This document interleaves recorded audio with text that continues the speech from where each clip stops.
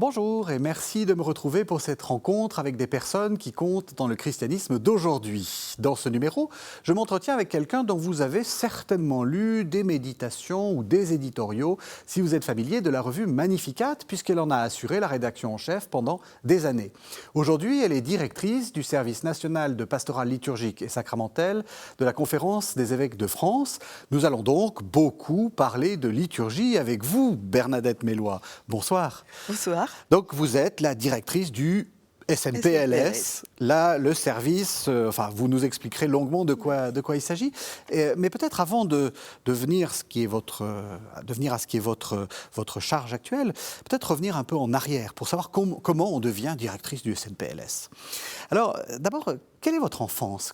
Est-ce que vous êtes tombée dedans quand vous étiez petite ? Est-ce que vous êtes d'une famille très chrétienne, très catholique, ou est-ce qu'il y a eu un cheminement personnel ? Il y a eu un cheminement personnel, c'est vrai, mais effectivement, je viens d'une famille chrétienne, catholique, antillaise, parce que je suis originaire de la Martinique, une île, comme beaucoup d'îles de la Caraïbe, où la foi est très, très présente, très prégnante, très joyeuse aussi, Oui. bien qu'étant née sur une île, qui n'est pas la Martinique, c'est l'île de la Cité à Paris, près de Notre-Dame. Donc, effectivement, famille croyante, chrétienne, une maman très attachée à ce que ses enfants vivent de la foi et en vivent très jeunes. À la maison, on priait. Et je me souviens que quand on allait à la messe, et la paroisse, notre paroisse à l'époque, c'était l'église Saint-Méry, maman était très attachée à ce que je suive la messe comme il faut, voilà. Et comme je suis quelqu'un qui a grandi avec le Concile, au moment de la réforme liturgique, elle était aussi très attachée à ce que je participe, et pas au terme de participation tel qu'on en a pu le comprendre après, mais vraiment au terme de être présente à ce qui se vit à la messe. Donc il ne fallait pas être distraite. Et Ouais. toute petite, j'étais un petit peu éduquée comme ça. Et je dois dire que finalement, j'ai peut-être appris un peu la liturgie sur les genoux de ma maman. Et quand même, ça a été une bonne chose. Tout de suite, on arrive sur la question de la liturgie et j'ai envie de vous poser une question. Alors, on va faire des allers-retours Oui, comme oui, ça, oui, mais justement, oui. est-ce que vous diriez que c'est important d'avoir cette attitude-là, peut-être avec ses enfants ou soi-même, que la liturgie, c'est quelque chose qu'il faut à tout prix vivre, etc. Parce que d'un côté, on voit bien que le mode ancien où on disait son chapelet pendant que les choses se déroulaient, il y a quelque chose qui ne va pas. Mais en même temps, quelquefois, on veut être trop présent. Et comment vous voyez les choses ? C'est une question compliquée. C'est une question compliquée parce que ça dépend un petit peu des personnes, ça dépend de la forme de pensée qui est la nôtre, ça dépend d'un vécu, ça dépend de beaucoup de choses. Ça dépend si on a été éduqué et puis on a eu quelque chose un peu linéaire ou une éducation et puis que ça a été un peu morcelé puis on retrouve la foi. C'est ça. Les histoires sont très variées. La mienne est assez linéaire, même si je dois dire qu'à un moment donné, il y a une décision. Moi, je rencontre beaucoup de gens qui, ça a été, à un moment de leur vie, un moment important où ils ont, pas forcément une rencontre avec le Christ, mais découvert des gens qui leur ont fait pressentir quelque chose d'important dans le christianisme, dans la foi chrétienne. Oui. Et ils commencent à aller à la messe. Ils ne connaissent pas beaucoup de choses, ou ça leur rappelle des choses s'ils sont allés étant plus jeunes. Et si c'est une paroisse très accueillante, c'est souvent parce qu'on rencontre des personnes qu'un chemin peut se faire. C'est ça. Et avant la rencontre du Christ, c'est la rencontre de chrétiens. Oui. Ah oui, tout à fait. Qui conduisent petit à petit à se poser des questions et à se dire, mais finalement, celui-là ou celle-là, ce qu'ils vivent là, ça fait envie. Ou j'ai envie d'aller avec vous. Voilà. C'est un peu ce que je remarque. Et puis, il y a aussi des chrétiens qui se disent chrétiens, et je pense qu'ils le sont vraiment, mais la liturgie, ou aller à la messe, le dimanche, finalement, on peut très bien vivre en chrétien sans ça, pour eux. Et il y a aussi ceux-là, et pourtant, ceux-là aussi vivent une vie de foi. À laquelle, me semble-t-il, il manque quelque chose de la rencontre. Tout à fait. Mais il y a quand même une vie de foi dont il faut écouter ça, voilà.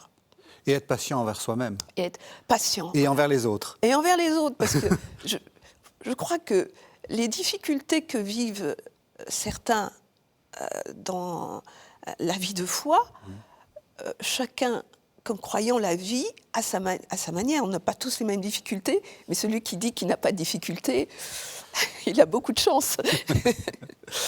Alors c'est intéressant parce que vous m'avez dit, quand je vous ai posé la question, est-ce que vous êtes tombé dedans? Vous avez dit oui, mais non. C'est-à-dire, ce que vous a donné votre maman, ça ne suffisait pas. Il s'est passé quelque chose, il y a eu un acte volontaire. Oui, les parents donnent ce qui leur semble bon, et puis après, il y a soi-même. Oui. Qu'est-ce qu'on en fait?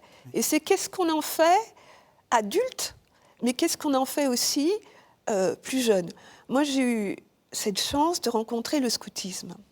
J'ai été guide, Jeannette, guide et toute la suite, cheftaine et formatrice. Et je dois dire que dans mon cheminement, ça a été vraiment la première école de service. Pour moi, le mot service est vraiment quelque chose de très important. Et c'est sans doute ce qui fait que je travaille aujourd'hui dans un service d'église. Oui. Mais le scoutisme a été important. Je le relis aujourd'hui à cause de la nature, à cause des copains, la vie fraternelle, à cause du jeu, à cause de la manière dont on rencontre le Christ, par la médiation de la nature, par la relation aux autres. C'est aussi le lieu, pour moi, où on prend les premières responsabilités. Oui. Quand on est chef d'équipe, par exemple, on a le souci des plus jeunes. Lorsqu'on est cheftaine, qu'on a un souci d'une compagnie, dans un camp. Et pour moi, il était important de ce développement intégral de la personne. Je le dis comme ça avec des mots d'adulte. C'était pas comme ça quand j'avais 20 ans et que j'étais cheftaine. Mais déjà, c'était ce que j'avais envie de vivre et de leur faire vivre. C'est vraiment ce que permet de déployer le scoutisme. Voilà. Ça, c'est quelque chose d'important, ce que vous dites, parce que ça me frappe beaucoup en ce moment. On est quand même dans une société où on donne des responsabilités aux gens un peu âgés. Oui. Et là, l'Église donne des responsabilités jeunes. Absolument. Ça, je trouve que c'est quelque chose de... À travers le scoutisme, sans doute d'autres associations, oui. Mais ça, c'est... Et c'est la clé. Oui, c'est la clé. Et je remarque que bien avant le Concile, puisqu'on va parler de liturgie, oui. L'Église, à travers ce mouvement de jeunes, donne des responsabilités qui sont des responsabilités des jeunes qui sont des laïcs. Oui, oui, absolument. On travaille déjà avec le prêtre qui est l'aumônier. Il y a une expertise, je crois, dans le scoutisme pour ça. Oui, oui, de prendre tout de suite. De prendre, voilà. Et de prendre sa stature dans des responsabilités.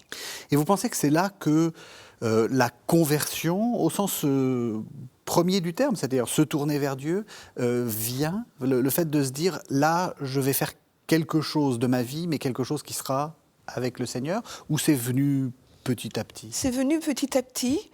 Mais très curieusement, quand je rencontre de temps en temps l'une ou l'autre de mes guides, qui sont maintenant mariés, ont des enfants, parfois des petits-enfants, elles me rappellent que ce qu'elles ont vécu avec moi et les autres cheftaines qui étaient avec moi a été souvent extrêmement fécond dans leur vie de femme après. Que ça... Donc je pense qu'il y a quelque chose qui est semé là, oui. Et que... Et qui grandit petit à petit. Pour ma part, quand je dis première école de service, c'est ce que j'ai vécu là, mais c'est aussi peut-être là où j'ai commencé à entendre l'appel de Dieu sans savoir que... mais sentir qu'il y avait quelque chose de cet ordre-là. Il y a la proposition de la foi, lorsqu'elle est bien menée dans ces mouvements-là, est vraiment, à mon avis, très importante pour la suite. Voilà. Il faut que ça soit une proposition, c'est la même question que pour la liturgie. Est-ce qu'il faut que ça soit une proposition très affirmée, très martelée, ou est-ce qu'il faut laisser faire les choses? Et c'est pareil pour la liturgie. Est-ce qu'à votre avis, il faut être très didactique, ou est-ce qu'il faut laisser les choses se faire? Je pense que il faut être à l'écoute. Et c'est être à l'écoute non pas d'un groupe, Oui. mais aussi de personnes dans un groupe, Oui. et qui n'ont pas les mêmes attentes, qui en sont pas au même... qui ne vivent pas forcément les mêmes choses non plus. Oui. Moi, le scoutisme que j'ai connu à l'époque, c'était les scouts et les guides de France. J'étais guide de France. Je regarde les scouts et les guides de France aujourd'hui, que je rencontre des fois parce qu'ils viennent dans mon service pour une expertise, pour ce qu'ils vivent. Ils vont aux périphéries. C'est-à-dire qu'aujourd'hui, on accueille dans ces mouvements-là, et c'est bien parce que c'est ce que ce mouvement-là peut donner, c'est d'accueillir des jeunes qui ne connaissent pas la foi, qui ne connaissent pas Dieu. Et avec ces jeunes-là, ils font un chemin qui est inscrit dans la pédagogie qui est la leur, qui amène ces jeunes au Christ, ou pas. Mais en tout cas, qui sème quelque chose qui les met en éveil, en tout cas. C'est ça. Oui, c'est ça, avec des résultats qui peuvent venir, et c'est vrai que c'est un peu déconcertant quelquefois, peut-être un peu désespérant, mais ça peut être dans 20 ans, dans 30 ans, mais ça sera là. Mais ce sera là. Ce sera là. Et en tout cas, ça ne nous appartient pas. C'est ça. Oui, on n'est pas les maîtres. Nous, on s'aime, on se dit des choses qui, quand ça nous est rapporté après, on se dit « Ah bon, j'avais dit ça, ah bon, j'avais fait ça ». Voilà. Alors, après la rencontre avec le scoutisme, une autre rencontre avec la communauté de l'Emmanuel. Alors, peut-être, il faut expliquer ce que c'est, parce que on a beaucoup de téléspectateurs qui ne sont pas français. Alors, ils connaissent peut-être l'Emmanuel, mais c'était quoi l'Emmanuel? C'est quoi au moment où vous le rencontrez? Alors, au moment où je rencontre cette communauté, c'est dans milieu des années 70. Je suis, à la fin des années 70, je suis étudiante, je suis à Paris, et je rencontre cette communauté qui a quelques années, qui est quand même assez jeune encore, puisque elle débute avec quelques-uns, une petite poignée de personnes, dans les années 72, avec Pierre Goursat, qui en est son fondateur. Et je rencontre la communauté à Paris, je suis étudiante. Je vais dans ce qu'on appelait à l'époque des assemblées de prière. Il y en avait 3 à 4 à Paris. Moi, c'est Saint-Sulpice, les assemblées de prière, de louanges, où à 500 personnes. Moi, je découvre ça. Je découvre une vie de foi assez intéressante, attirante même par la louange, une vie joyeuse, un fort ancrage dans la prière, et puis aussi les sessions de parelle moniale qui ont commencé, et où il y a de plus en plus de monde, et puis en lien avec le message de parelle moniale de Marguerite Marie Alacoque, le cœur de Jésus. Voilà. Donc pendant mes études, je vais à ces assemblées de prière à Saint-Sulpice, je rencontre d'autres étudiants. Je pense que c'est une vie de foi qui s'intensifie pour moi à ce moment-là, avec des rencontres régulières de ces personnes. Quelque chose qui s'installe au quotidien, une prière quotidienne qui s'installe avec l'adoration eucharistique, avec la messe quotidienne. C'est quelque chose que je découvre. Quelque chose s'installe tout doucement dans ma vie, petit à petit, en rencontrant aussi d'autres étudiants, d'autres jeunes étudiants qui ont aussi rencontré la communauté de l'Emmanuel. J'ai une maisonnée, c'est-à-dire un petit groupe de personnes qui se rencontrent de manière hebdomadaire pour prier ensemble et partager leur vie fraternellement. Je fais ça pendant plusieurs années. La communauté, je rencontre aussi et ça c'est important dans mon histoire, la musique, le chant liturgique est important, c'est le chant de louange et le chant tel qu'il se vit dans la communauté, un chant qui attire beaucoup, qui est très prenant, qui est très beau, et aussi, à Paray-le-Monial, à côté de des grands temps de prière charismatique, c'est aussi parce que Pierre Goursat avait voulu que dans cette belle basilique de Paray-le-Monial soient célébrés les laudes et les vêpres. Et moi, ce qui m'a marqué, j'avais 20 ans, c'est les vêpres célébrés dans la basilique, avec ce déploiement, ce lucernaire, le chant des psaumes, des cantiques, la psalmodie, ce chant en polyphonie. Et c'est là vraiment que j'ai commencé à prier la prière des heures. Ça m'a donné envie, rentrant chez moi, de continuer. C'est important ce que vous dites, parce que la liturgie, on pense souvent à la messe. Ouais. Et la liturgie, c'est pas que la messe. Ben non.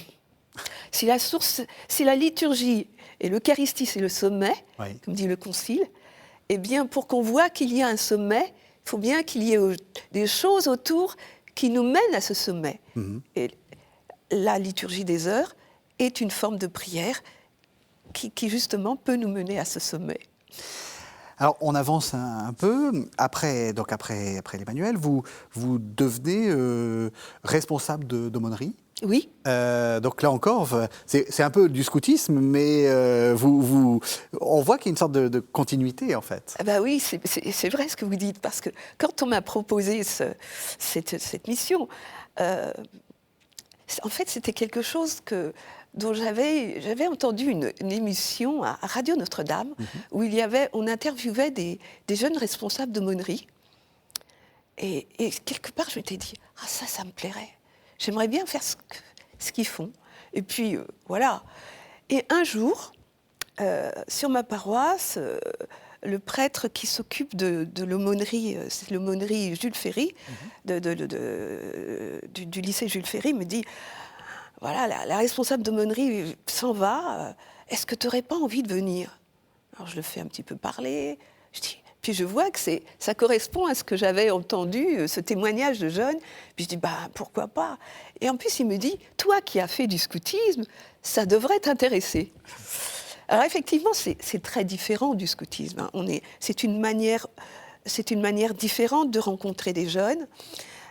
L'aumônerie de l'enseignement public est à la charnière entre le collège, le lycée et une paroisse.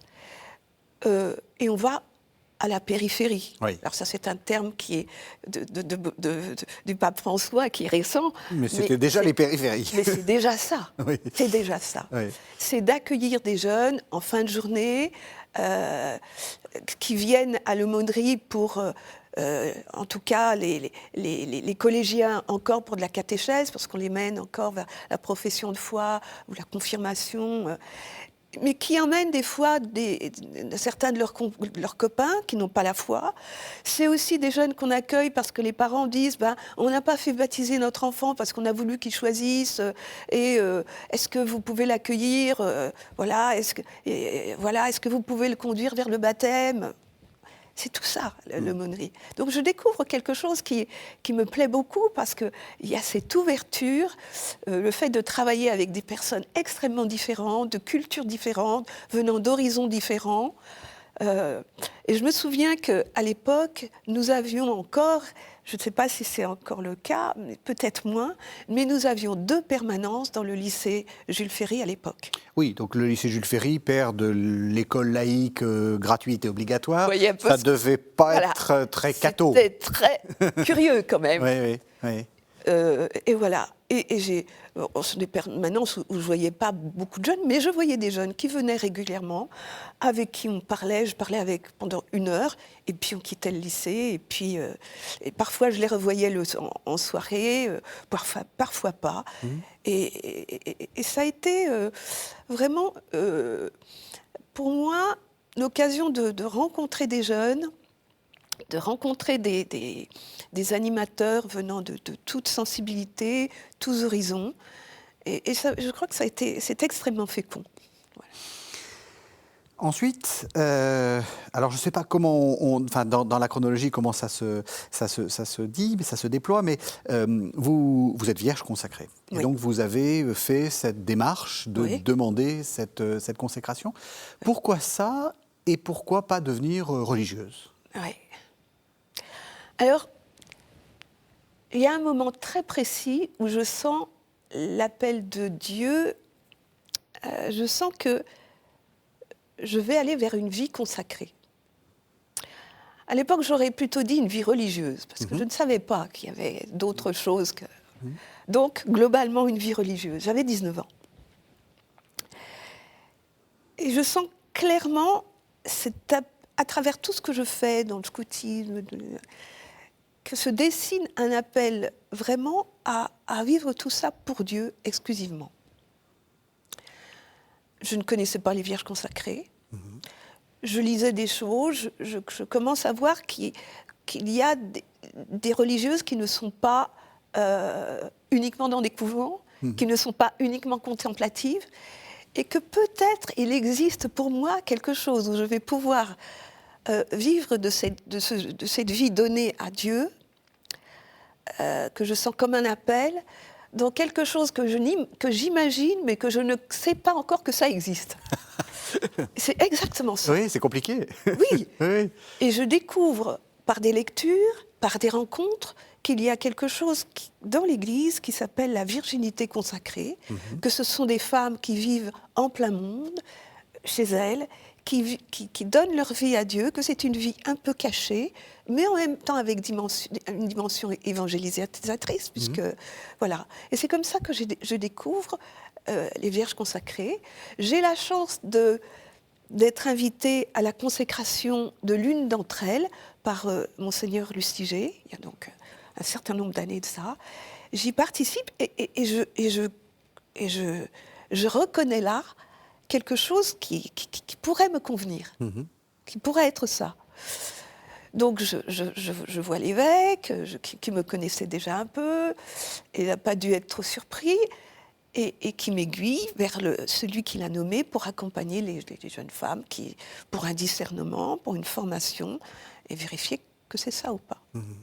Alors peut-être pour les téléspectateurs qui ne connaissent pas, parce que c'est vrai que c'est quelque chose qui est très traditionnel, puisque Saint Paul en parle. Donc oui, c'est la première fois. C'est quand même... Il y a peu d'ordres, si on peut dire, ni religieux dont Saint Paul parle, c'est le moins qu'on puisse dire. Donc c'est vraiment quelque chose de très, très, très ancien, qui a été un peu abandonné dans l'Église. Oui. Concrètement, qu'est-ce que vous faites? Enfin, je veux dire, à quoi vous vous engagez? La Vierge consacrée s'engage à la prière. Moi, on me dit, c'est quoi t'es Vierge consacrée, mais c'est quoi ta mission? Tu fais quoi? C'est de travailler pour les évêques? Ouais. Ma mission pour les évêques n'a rien à voir. C'est ça, c'est important de le dire. La première mission de la Vierge consacrée, c'est la prière. Et c'est la prière pour son diocèse, c'est la prière pour l'Église. Ce qui caractérise cette vocation, c'est une vocation qui est marquée par une dimension sponsale, d'épouse. C'est-à-dire que la Vierge consacrée est configurée par sa consécration à l'Église épouse. Un peu cette parole de saint Paul qui dit « Le Christ a aimé l'Église et s'est livré pour elle ». Voilà. C'est vraiment la source de notre engagement, qui est plus qu'un engagement, une consécration de l'Église, le sceau de l'Église sur notre personne, sur notre être, pour être au cœur de l'Église, au cœur de la cité, un peu comme Geneviève, au cœur de notre diocèse, des femmes de prière, des femmes qui manifestent cette préférence du Christ pour son Église, à tel point qu'il va se donner pour elle. Et nous, on manifeste tout ça dans ce que nous avons à vivre, et de manière assez cachée, Parce que nous n'avons pas de fondateur, il n'y a pas de fondatrice, comme dans des congrégations, sinon le Christ. Et notre lien est le lien que nous avons avec notre évêque. Alors, il s'agit de l'Ordo Virginum, c'est l'ordre des Vierges consacrées, qui se manifeste, si c'est un ordre de femmes, eh bien, ça se voit quelque part, ça se voit dans la prière lorsque nous prions ensemble à divers moments, ou dans nous avons l'évêque nous rassemble, ou rassemble son diocèse, nous sommes là pour la prière. Voilà. C'est important ce que vous avez dit. Vous avez une fonction très importante dans l'Église de France, mais ce n'est pas au nom de votre appartenance à cet ordre des Vierges consacrées. C'est-à-dire que ça ne, en gros, vous ne faites pas. Je cherche les mots pour le dire. Enfin, il n'y a pas une sorte de contrat de l'Église avec vous, de vous employer, de vous embaucher. Vous êtes. Pas du tout. Au contraire. C'est à vous de trouver comment vivre. Chaque Vierge consacrée travaille. Il y en a qui travaillent, qui sont en plein monde, puisque c'est une vocation en plein monde. Il y en a qui travaillent à le poste. Il y en a une qui est policière. Ouais. Il y en a qui sont médecins. Il y en a qui sont chercheurs. Il y en a qui sont sages-femmes. Il y en a qui sont enseignantes. Et il y en a qui travaillent pour l'Église. Il y en a qui sont femmes de ménage. Il y a une grande variété dans cette vocation-là. Et moi, je n'ai pas été appelée parce que j'étais Vierge consacrée. Ça aurait été un peu court, vu ce que les évêques pouvaient attendre de moi. Mais peut-être que le fait que je sois Vierge consacrée était aussi important. Ouais, voilà. Alors justement, comment est-ce qu'on devient la patronne de la liturgie en France ? Si vous êtes la patronne de la liturgie en France, vous allez me le dire. Mais les évêques ne vont pas aimer, là. Non, mais c'est pas grave. Alors, écoutez, je vais vous dire par hasard. Un jour, on vient me trouver et me dire... je connaissais bien le SNPLS, puisque j'étais responsable de la musique liturgique sur le diocèse de Paris, et je faisais partie de la pastorale sacramentelle et liturgique du diocèse. Donc, je travaillais déjà avec le SNPLS, pour Magnificat, je travaillais avec le SNPLS, j'étais connue, je les connaissais. Seulement, quand un jour on vient me dire, Bernadette, les évêques pensent à toi pour... je dis, vous êtes sûre ? Il n'y avait jamais eu de femme avant moi, c'était toujours un prêtre, oui. Et ça m'a un peu déstabilisée. Et après, je dis, s'ils pensent que c'est possible, on va bien voir. Voilà, c'est comme ça que ça s'est fait. On répond à un appel. Oui. Voilà. Oui. Justement, revenons un peu en arrière. Effectivement, vous n'êtes pas prêtre, mais vous avez été formé. Oui. Comment on peut se former à la liturgie ? Quel est votre chemin ? Il y a plusieurs manières de se former à la liturgie. Moi, quand je démarrais ce cheminement de discernement vers la consécration des Vierges, Monseigneur Lustiger m'a envoyé à faire des études de théologie, oui. En vue d'une formation assez poussée en liturgie. Voilà. C'est comme ça que j'ai découvert la recherche, la théologie, les études, et j'ai découvert aussi les études de liturgie.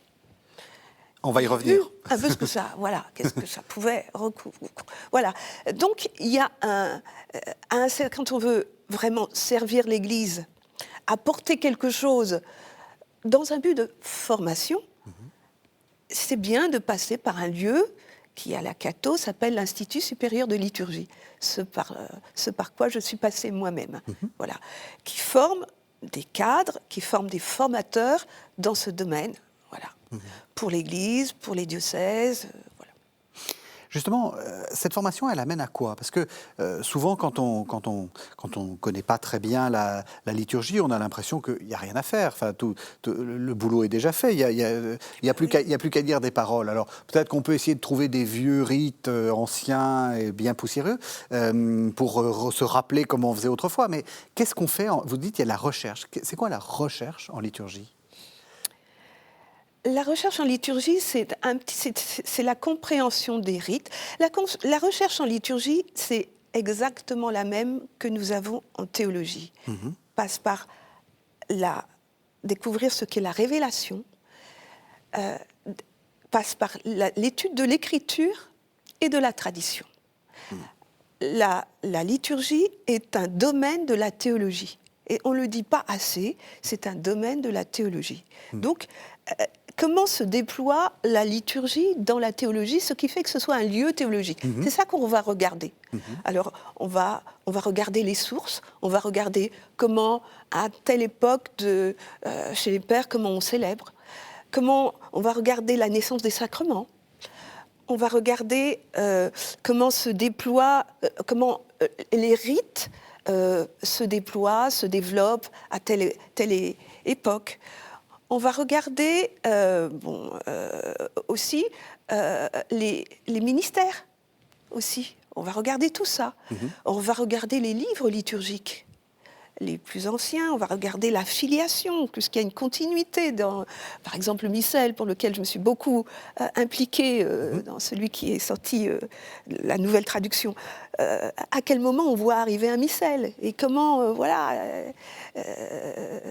les prières. Tout ça, c'est la matière de notre travail comme liturgiste. Oui. Mais c'est pas que ça. C'est aussi la pastorale. Parce que tout ça, c'est en vue de ceux qui vont prier avec. Ce n'est pas qu'une matière scientifique. C'est quelque chose qui est orienté vers le peuple chrétien et vers la prière chrétienne. C'est-à-dire que le fait de savoir comment on priait sous Charlemagne, ça peut nous dire comment on prie sous Emmanuel Macron. Ça peut être intéressant de savoir d'où on vient, pour savoir pourquoi on fait comme ça aujourd'hui. C'est ça. Voilà. Oui. Et je crois que moi, j'ai éprouvé dans ces études un grand bonheur, c'est le sentiment de devenir un tout petit peu intelligente. Mon intelligence s'ouvre lorsque je découvre des choses que d'autres ont vécues avant moi, et c'est aussi de s'inscrire dans un chemin, dans une histoire de l'Église. Ça, c'est très important. Est-ce que c'était difficile en tant que femme de faire des études de liturgie? Est-ce qu'il y a une sorte de résistance ou de primat du prêtre qui va ensuite effectivement être l'un des acteurs principaux de la liturgie? Pas dans les études. Je crois que ça, c'est important à l'ISL, je crois qu'on était 3-4 femmes. Non. J'ai eu aucune difficulté. J'étais encore à cette époque, c'était il y a 30 ans. Et il y avait j'ai eu encore des professeurs qui avaient travaillé au concile et il n'y avait pas beaucoup de femmes. Il y en a beaucoup plus aujourd'hui à l'ISL, l'Institut supérieur de liturgie. J'ai le sentiment d'être un peu parmi les pionnières, c'est vrai. Mais avec un grand bonheur. Et dans mes condisciples, on partageait la réflexion en théologie, en liturgie, avec le même bonheur, qu'on soit femme, qu'on soit prêtre, qu'on soit... Je sais que j'ai reçu la consécration, j'étais à l'ISL, beaucoup sont venus, et il y a un grand... La place des laïcs, la place est très importante, et ça se mélange dans la réflexion, et voilà. Alors, vous avez été appelée donc pour devenir cette directrice du SNPLS. Qu'est-ce que vous faites? En fait, peut-être qu'il faut expliquer un peu comment ça fonctionne. Parce qu'on a l'impression que la liturgie, c'est quelque chose de très pyramidal, que c'est décidé en gros par le pape et que ça descend jusqu'au petit prêtre de paroisse. En fait, c'est pas ça, la liturgie. Et vous n'êtes pas la cheville, vous n'êtes pas le suppôt du pape pour dire ce qui est vrai et ce qui n'est pas vrai. D'abord, le SNPLS, c'est un service de la Conférence des évêques de France, comme il y a d'autres services. Il y en a un pour la catéchèse, il y en a un pour les jeunes, les vocations, les relations avec le judaïsme. Vous voyez, je crois qu'on est 10 directeurs et directrices. Donc, on est au service directement des évêques et des diocèses. Et le service qu'on apporte, c'est d'un accompagnement des personnes qui sont sur le terrain pour la formation. Donc, la première chose, c'est de former les gens. Oui. C'est d'apporter des outils, c'est de créer des outils, c'est d'aller dans les diocèses lorsqu'on nous appelle sur tel ou tel sujet, et c'est d'accompagner les personnes que les évêques ont nommées sur leur diocèse pour la liturgie, pour la musique, pour l'art sacré. Voilà, on vient comme apporter une expertise. Voilà. On ne vient pas du tout contrôler. On n'a pas le temps de faire ça. On vient. Ça vous intéresse peut-être pas. Ça ne nous intéresse pas. On vient simplement, on développe des outils, on donne des orientations qui sont pensées avec le conseil, c'est-à-dire les évêques et les laïcs, parce qu'il y a des laïcs aussi dans ce conseil, à raison de la synodalité, le conseil sur la liturgie, des orientations sont données, il y a des propositions de mon service qui sont faites en fonction des enjeux, ce qu'on voit aussi, ce dont l'Église a besoin, et on prépare des choses, on réfléchit des choses, et puis on les propose, voilà. Ou on nous demande spécifiquement, sur tel point, est-ce que vous pouvez réfléchir, parce qu'une question se pose dont on a besoin d'avoir un peu d'éléments. Justement, qu'est-ce qui, en ce moment, pour vous, est l'enjeu pour la liturgie en France et peut-être plus largement dans le monde francophone? Sur quoi vous travaillez? Sauf s'il y a des secrets, vous avez des secrets commerciaux, mais sur quoi, qu'est-ce que vous voyez apparaître, vers quoi on va? On arrive à 60 ans du document sur la liturgie, une des 4 grandes constitutions, Sacrosanctum Concilium, au mois de décembre. On va fêter les 60 ans. Il est bon de regarder ce que nous a apporté Sacrosanctum Concilium, c'était la première fois qu'on avait dans l'Église un texte qui parlait essentiellement de la liturgie. Avant, on avait eu des choses, mais là, on a un document qui remodèle profondément la liturgie en France et dans le monde. Nous avons vécu ces 60 années de tout ce que nous avons pu découvrir de ce qu'a pu apporter pour la pastorale Sacrosanctum Concilium, pour la liturgie, pour les sacrements. Je crois qu'aujourd'hui, on ne peut plus prendre Sacrosanctum Concilium comme on l'a reçu en décembre 1963. C'est pas possible. Parce que 60 ans de vie de l'Église, de transformation aussi de l'Église, grâce d'une part à ce que nous a fait vivre l'Église par son Esprit Saint, mais aussi d'une société qui s'est transformée, qui n'arrête pas de se transformer. Ouais. Alors aujourd'hui, il s'agit de regarder les apports du Concile à la lumière, par exemple, d'un texte que nous a donné le pape François l'année dernière, Desiderio Desideravi, j'ai désiré d'un grand désir manger cette Pâque avant de souffrir. Et à travers ce texte, le pape François relie d'une manière particulière et très belle la liturgie que nous avons reçue du Concile en redonnant quelques orientations, en disant voilà les orientations, l'orientation majeure, oui. Voilà aussi les risques de dérive, et voilà ce que nous devons reprendre de la liturgie. Et ce que nous devons reprendre de la liturgie, c'est c'est la dimension spirituelle de la liturgie. Et ça, c'est un grand travail de mon service, parce qu'on a eu, et c'était important, je me situe dans la lignée de mes prédécesseurs, les directeurs qui ont eu à travailler sur des outils dont on avait absolument besoin pour prier. Des livres liturgiques, des traductions, tout ça, c'est important, et on continue à le faire. Mais aujourd'hui, c'est de découvrir, on n'en est plus à découvrir toutes ces choses-là, on le sait. On doit aller un peu plus en profondeur, c'est d'affirmer que la liturgie accompagne, c'est pour la vie spirituelle. Oui. Et que ce que nous dit le pape François dans « J'ai décidé d'un grand désir, manger cette Pâque avec lui, avec vous, avant de souffrir », c'est de rentrer dans ce désir du Christ, de nous avoir à sa table. Heureux êtes-vous, heureux les invités au festin des noces de l'agneau. Et c'est ça qui transparaît. C'est-à-dire, c'est le mystère pascal qu'il faut faire vivre dans l'Eucharistie, mais dans tous les autres sacrements, y compris la liturgie des heures. Voilà. c'est de redécouvrir à frais nouveaux ce qu'est la liturgie et que c'est essentiellement une rencontre. Une rencontre personnelle, une rencontre de Dieu avec son peuple, convoqué, appelé pour la célébration de l'Alliance. Rencontre qui se vit dans tous les sacrements, le baptême, le mariage, la confirmation et les autres sacrements.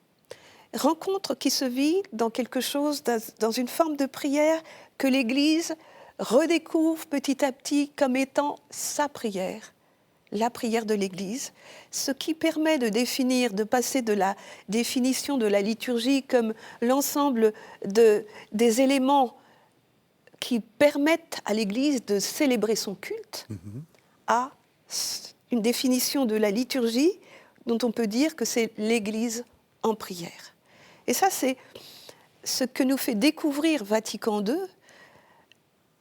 et c'est la grande richesse que nous avons à approfondir aujourd'hui, c'est lorsque l'Église prie, elle se manifeste au monde comme étant l'Église en prière. Voilà.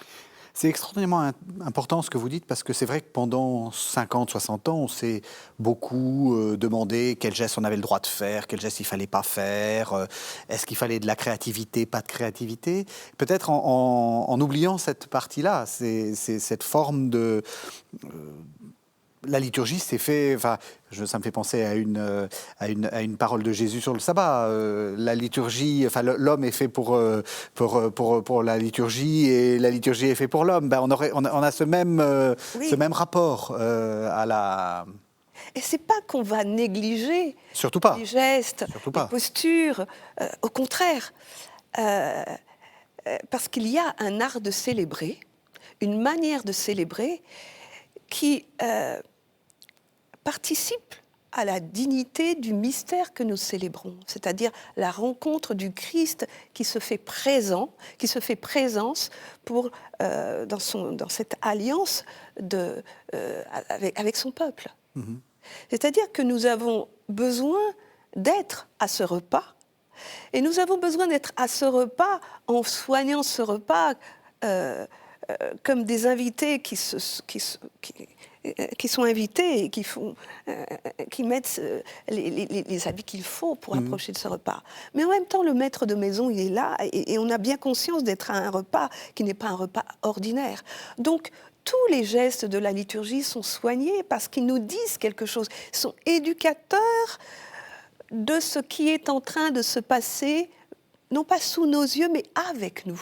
Parce que la liturgie, c'est aussi bien l'œuvre de Dieu que notre œuvre qui participe justement à l'œuvre de Dieu. Voilà. Alors, si je vous suis bien, ça veut dire que ça va être encore un pas supplémentaire dans une participation totale du peuple de Dieu. Parce que ma spiritualité vaut bien celle du prêtre qui célèbre. Enfin, donc, et peut-être que même c'est dans notre dialogue spirituel que les choses se font, et pas dans un sens ou dans l'autre. Les choses se font dans l'objectivité que donne la liturgie lorsqu'elle célèbre. Ça, c'est important. Moi, souvent... Ça, c'est important, l'objectivité. L'objectivité que nous donne la liturgie lorsqu'elle célèbre. Le pape François, dans ce court texte qu'il nous a offert l'année dernière, parle de deux mots qui sont un peu des poisons. C'est le subjectivisme.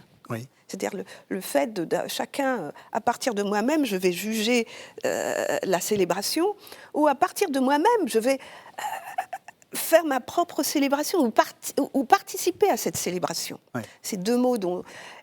Alors que justement, cette liturgie est un don. C'est un don. On la reçoit. On la reçoit. J'ai désiré d'un grand désir manger cette Pâque avec vous. Nous répondons à cette invitation qui est un don. Et nous avons besoin d'être à cette table parce que nous avons besoin d'entendre sa parole. Nous avons besoin d'entendre sa voix. Nous avons besoin de manger ce pain. Nous avons besoin d'être ensemble avec des frères pour se reconnaître de la même foi, de se reconnaître du peuple de Dieu, de la même foi. Alors, comment est-ce que vous comptez faire? Parce que là, on sent bien qu'il y a quelque chose qui va être un peu différent dans la manière dont on va faire passer la liturgie. On a beaucoup fait passer la liturgie, comme vous l'avez dit, et c'était nécessaire, hein, par des livres, enfin la confection de recueils de prières, de traductions, etc. Comment est-ce qu'on va pouvoir faire passer quelque chose qui est quand même plus difficile, hein? C'est pas simplement voici l'ensemble des gestes que doit le faire le prêtre pour la consécration. Voici l'ensemble des attitudes que doit avoir le fidèle pendant l'Eucharistie. Là, ça va être difficile. Je vais encore revenir à cette invitation du Christ. Nous sommes invités pour faire une expérience. Oui. Et c'est de cette expérience-là fait tout basculer. Parce que je fais cette rencontre, cette expérience du Christ à travers tout ce que me donne la liturgie. Je l'ai entendu me parler dans sa parole, dans la liturgie de la parole. Je l'ai entendu me parler, où j'ai pris part à travers le chant, de manière communautaire, dans une communion qui me mène à la communion eucharistique, dans laquelle je ne vais... C'est pas mon Jésus et moi.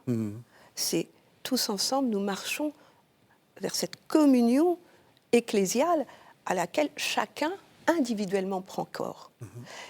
Pour moi, c'est vraiment aider les personnes à faire cette expérience du Christ présent dans la liturgie qui nous permet d'avancer ensemble et qui permet que les choses bougent petit à petit.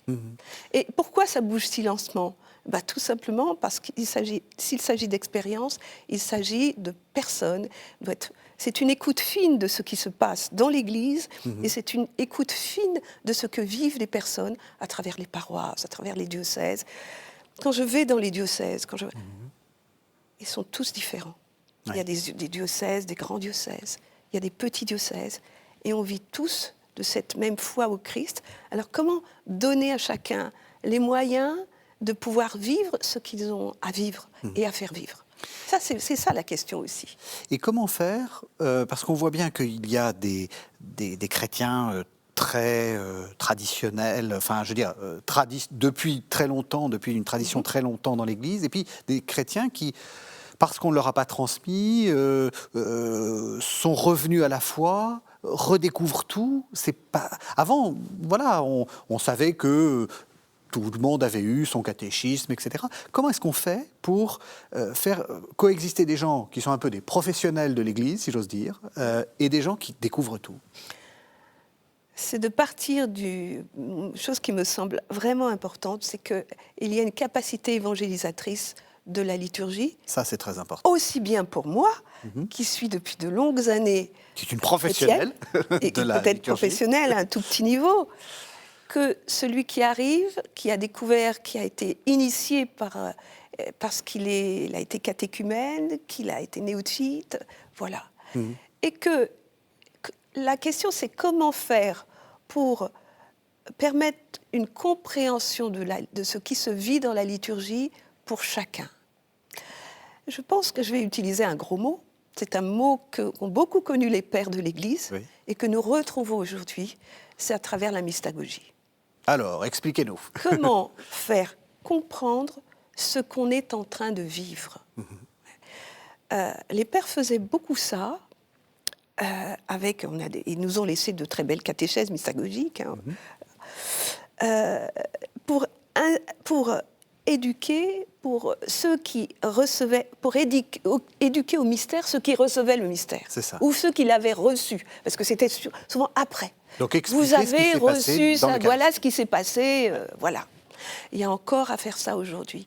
Pas seulement pour les néophytes, ceux qui ont reçu le baptême, mais aujourd'hui, on est en situation de catéchuménat quasi permanent. Et la démarche catéchuménale qu'a ouvert le rituel du catéchuménat, de l'initiation chrétienne, est un modèle pour tout le reste aujourd'hui dans l'Église, pour la liturgie, pour les sacrements. C'est-à-dire qu'on est dans une situation où il faut repartir du début et montrer qu'il s'agit d'un chemin. À partir d'une invitation, il va y avoir un itinéraire dans lequel va se vivre une rencontre dans le but d'une communion. Et cet itinéraire que je vous décris là, on peut le vivre à peu près pour la liturgie, source et sommet de la vie chrétienne. Mais pour le baptême, lorsque des parents viennent demander, qui sont loin de l'Église, viennent demander le baptême pour leur enfant, eh bien nous avons à les faire entrer dans un itinéraire qui est un itinéraire de foi, qui les prend en compte pour leur faire découvrir ce que l'Église veut leur faire découvrir, comme un trésor. On arrive à la toute fin de l'émission, Bernadette Melloy.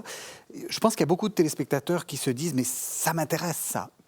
Quels seraient les conseils que vous donneriez à quelqu'un qui se dit « je voudrais aller plus loin » dans ce... Alors, tout le monde ne peut pas aller à l'Institut catholique de Paris pour se former, mais qu'est-ce que vous conseillez?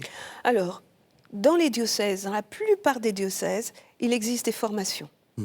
Pour des laïcs, qui ne sont pas des formations universitaires, qui ne sont pas forcément des formations diplômantes, mais qui permettent à tout un chacun de découvrir des choses. Voilà. De rentrer dans l'intelligence de ce qu'il célèbre, de ce qui est célébré.